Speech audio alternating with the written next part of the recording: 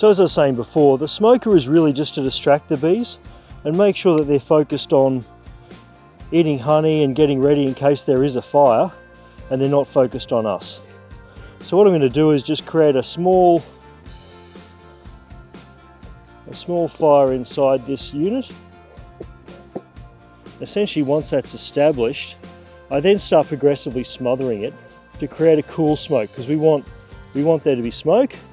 We don't want any flame. We certainly don't want any large objects in there. So the first hive we're going to look at is a flow hive. This is an Australian invention. Mostly this is all manufactured here in Australia. We also use this to keep our gear nice and secure. So we've got a couple of extra spare hive tools here, just in case. And what that means is that we're not moving material that could carry disease from one hive to another. That's really important. So the bees coming around the entrance, they're the foragers. So this is the workforce of the hive. But around about 20 of those bees at the front, they will be guard bees. So that's what I've just coated with smoke to make sure they can't get the alarm signal out. So how a flow hive super works, it's very much a standard Langstroth hive, but it's got a kind of a cool little adaptation. This area here is made from food grade plastic, and it's half constructed honeycomb.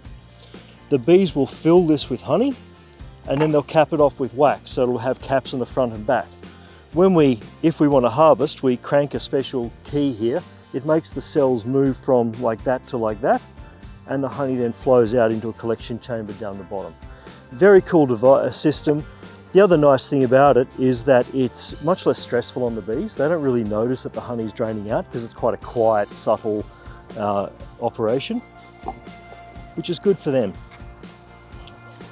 However, we still need to inspect this hive. It's not just enough just to take honey. We have to check the health of the brood, and that's what we're going to do now.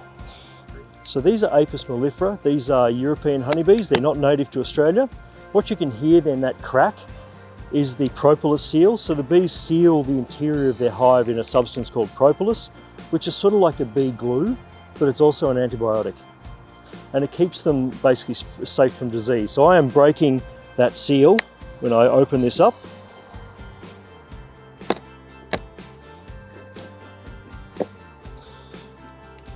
And here are the ladies. But these are the hive bees on the top here. Perfectly happy, healthy, easygoing little girls here.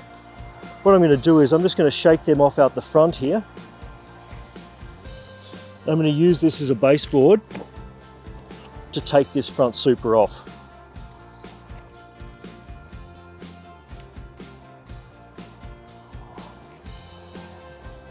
Not too bad. So this is pure honey here. And the reason there's only honey in these frames is because below this we have a special screen you can see here, and it's called a queen excluder. So the queen can't get up into here. The reason we keep the queen out of these cells is that the bees pupate like a caterpillar when they produce a baby bee. That is cloth. Cloth in a mechanical mechanism is a terrible idea. So what I'm looking for is, this is almost ready to harvest, this honey, which is great.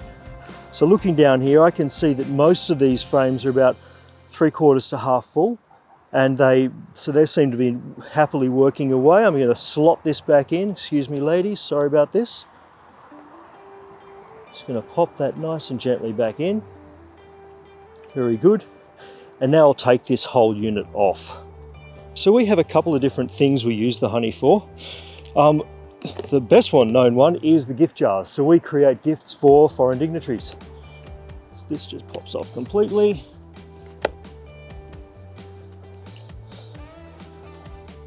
I just place that down here for now. Again, those girls perfectly happy, as you can see. So the honey from this hive will go to official gifts.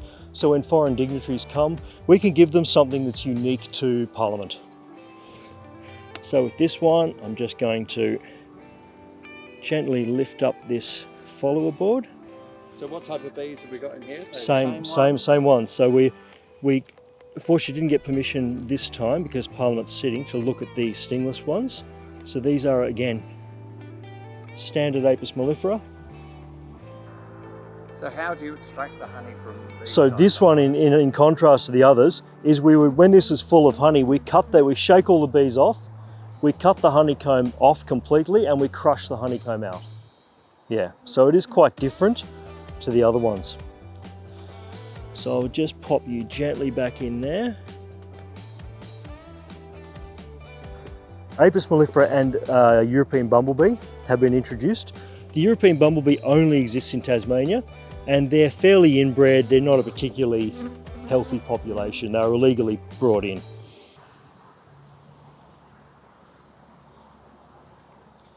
And there she is. She's the bee with the dot on her back. Ah, yes. Yep. So she's a wild queen, and this is a wild colony. So far, so good. Pattern is good. Temperament's good. At the moment, it's quite difficult to get fresh queens, so we're sort of not going to say no to a spare queen. Why is that? Because we've had so many hives have been destroyed, both through heat waves and through drought. So all of the commercial operators are trying to repopulate their hives, and that they need queens for that. So it's not so much that we can't get them, it's just that we don't want to put ourselves ahead of the list when there's a commercial imperative for other people.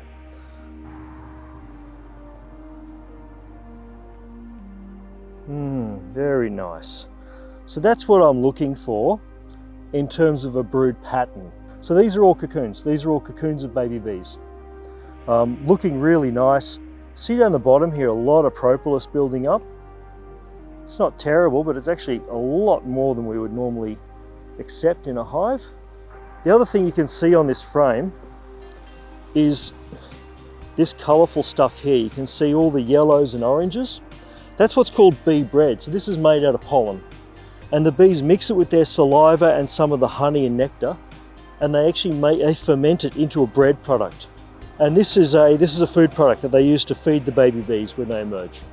And that's what I really like to see. Like, it's a beautiful, that frame there has got a really nice amount of food. So this tells me it's a really good quality colony, pretty good quality queen. I will probably, as we head towards winter, I'll be looking to put this colony into a larger hive and probably replace one of the queens that perhaps is a little bit too aggressive in one of my commercial apiaries. Great, glad I had a look at this today. Oh yeah. So there's a lot of duds and a lot of blank spots in this, you can see this pattern here.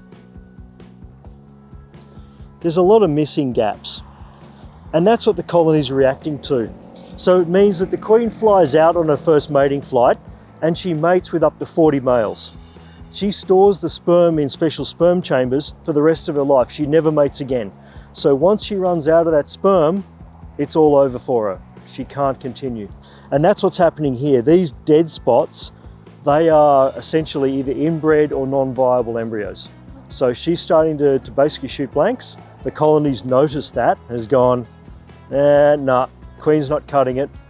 Time to go. Great. Oh no, that's better. That's better. So that's pure honeycomb. That makes me a little bit happier. Means I can see they're okay-ish. There's another full frame there. That's good. The actual health is okay. Like, there's nothing that concerns me about the health. They've just, there's no sign of disease. They haven't lost their queen due to disease. She's just running out of puff. That's okay. All right, so you can now go back on there. Alrighty. You can all pop down there, thank you. Pop you back on. Excellent. There we go.